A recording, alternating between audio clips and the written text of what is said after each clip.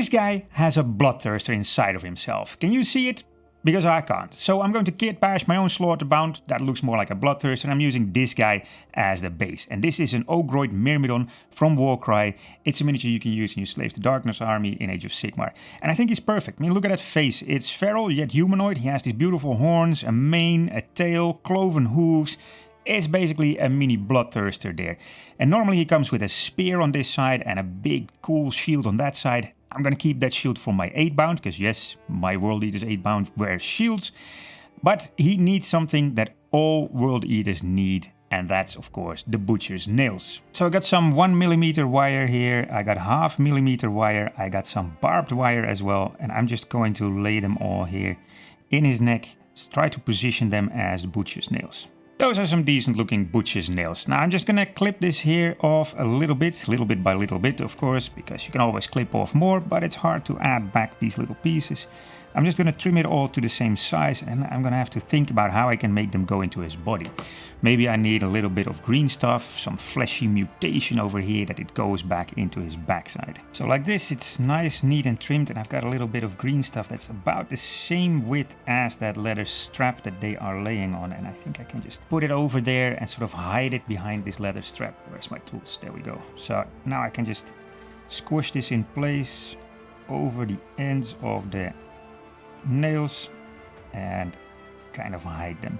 And I'm sure I'll find something to cover this up a bit more as well. Yeah, that's good enough. It's a bit lumpy, but it also makes his back straight like this, so it's going to be easier for me to stick something on there, like maybe even a backpack of a berserker or something. I don't know yet what, but I first want to work with some nice trophy racks, because I think it would look epic with a trophy rack like this on his shoulder and sort of sticking out of his back. Maybe I can nail it into him. I really like the idea of adding stuff to this guy, but nailing it into his body. I think it would make it look even more brutal and horrible. And it's also a nice reference to the butcher's nails that he has. So I just gotta clean these nubs here off his shoulder, make it a little bit flat so that I can fit those trophy racks on there. Like so. And I gotta make a bit of a choice here. I think I'll just glue him sort of touching in the center, and then there and there I'll see if I can add some rods going down into his body. I don't even think it's necessary. I just pushed them back a little, aligned them better with those leather straps that he had on his back going over his shoulders.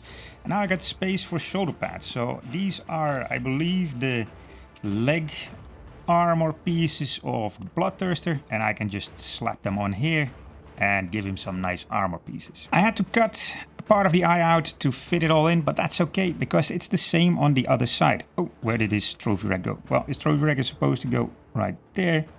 And then I have a nice, almost symmetrical model. Both sides, the shoulder pad is damaged, the eye is gone. That's all right.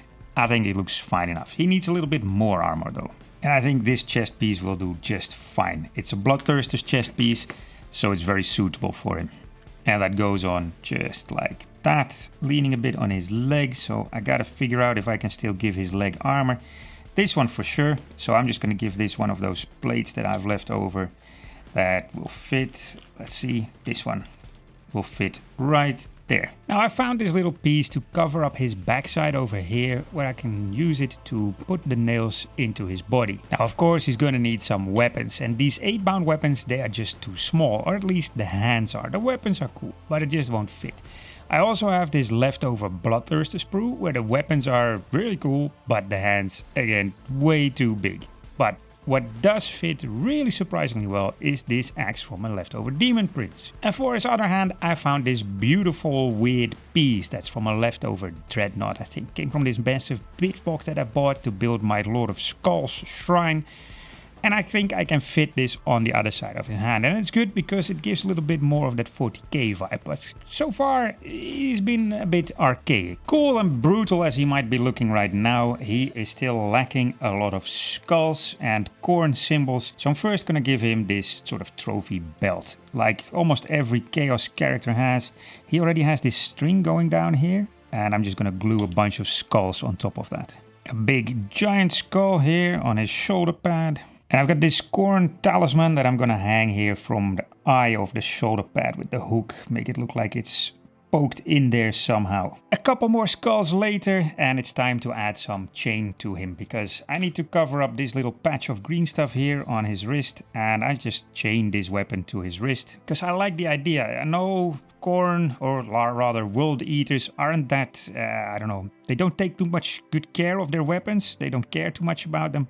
But I like the idea of this being such a feral slaughterbound that he has to have his weapons chained to him or else he might forget how to use them, kind of like how the Croxigores do in the Lizardmen. Another piece of chain on the shoulder pad for that industrial look, and I also had a little bit of barbed wire left over from when I gave him his nails, and I wrapped that around his leg because I think it's nice to show that he's in such a frenzied state that he just keeps going even though he's walking through barbed wire.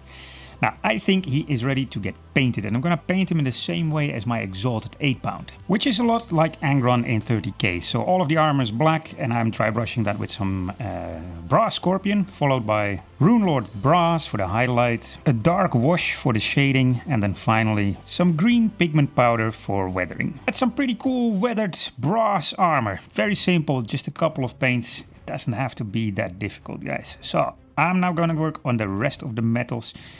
I'm just gonna dry brush again. First with some Iron Warriors and silver highlights on the weapons for sure, but I'm also gonna add some to the trophy rack just to make it stand out. But I can't have pristine metals like this. I need to have some rust as well. Especially these chains around the wrist, but also parts of the trophy rack, they'll get some dirty down rust. Time for his skin, and I want to make this guy just like my Exalted 8-bound here, kind of like a mini 30k Angron. Brass armor, red skin. Very simple, but it works really well.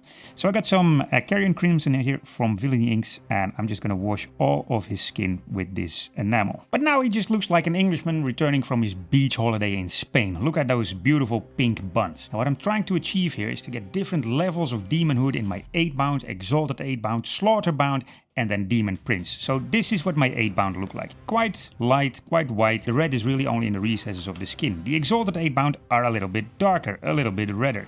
My Demon Prince, my World Eater's Demon Prince, is practically aubergine, like really dark purplish red.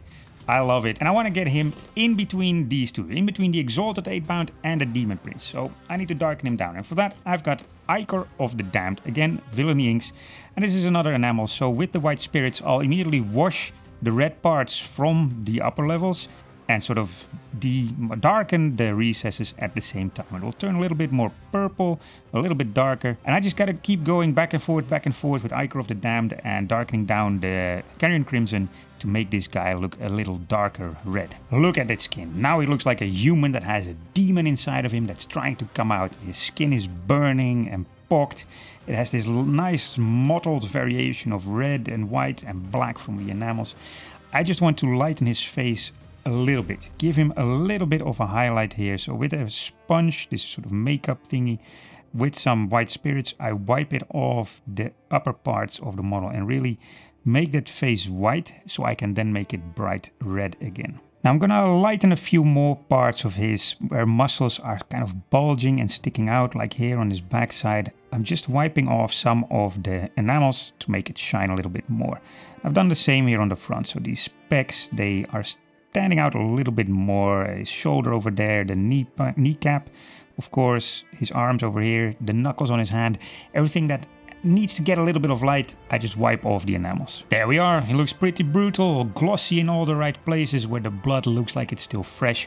And it's time to clean up a little bit and just do a bit of, I don't know, maintenance. I gotta paint all of his hair fairly black, and I'm gonna wash that with some Goon's Grime just to grime it up. And I've also prepared the horns. I've kept these black, but the front, the big ones, they're gonna be white, and then with the grime there'll be a nice little focal point here on top of his head. And I've done the skulls as well. So with these characters, I want to make the skulls look like they come from different places. They don't all come from the same squad or the same battle, let's put it like that.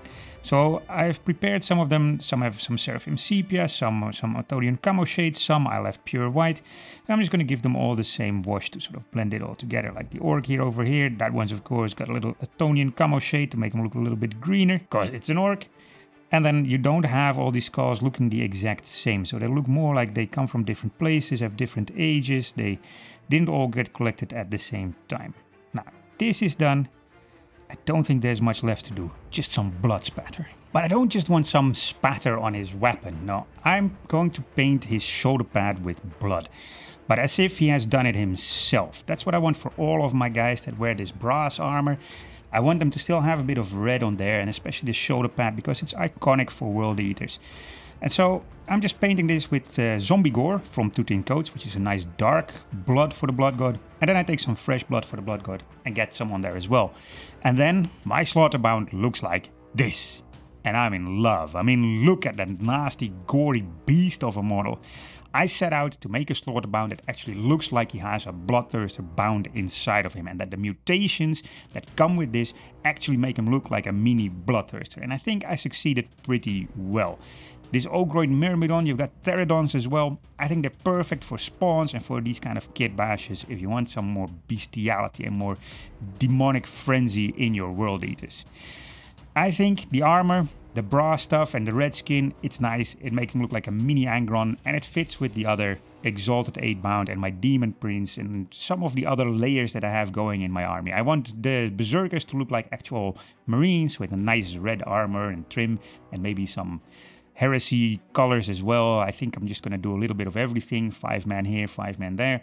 But then in the 8-bound, I have these gradations of possession. I have the regular 8-bound, which still looks very much like Marines. The Exalted 8-bound, which look much more mutated. Then my Slaughterbound, and finally my Demon Prince to top it all off. I'm really happy with how it came out. And I'm gonna think about making more Slaughterbounds, trying to focus on other aspects of the model, of the unit, of his abilities. For example, he can resurrect minis. So maybe I should make something like a Berserker Surgeon Slaughterbound conversion. Something that brings the healing aspect of the World Eaters onto the table. I think that would be pretty cool. You can watch progress pics and lots of other stuff in the Discord. I'll put a link in the description below and in the comments as well. I also got a Patreon if you want to support me financially. And in the meantime, maybe check out this video next.